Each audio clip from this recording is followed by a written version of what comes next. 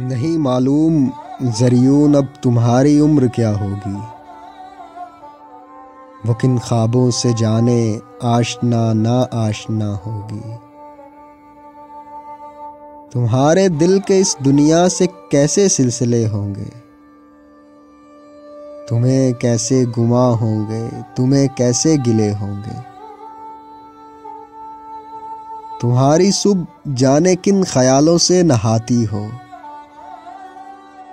तुम्हारी शाम जाने किन मलालों से निभाती हो। न जाने कौन दोशीज़ा तुम्हारी जिंदगी होगी।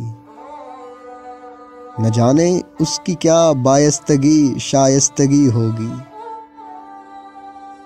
उसे तुम फ़ोन करते और ख़त लिखते रहे होगे। न जाने तुमने कितनी कम गलत उर्दू लिखी होगी।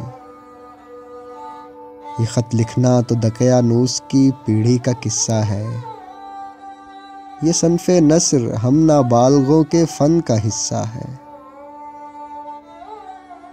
वो हंसती हो तो शायद तुम न रह पाते हो हालों में। गड़ा नन्ना सा पड़ जाता हो शायद उसके गालों में। गड़ा नन्ना सा पड़ जाता हो शायद उसके गालों में।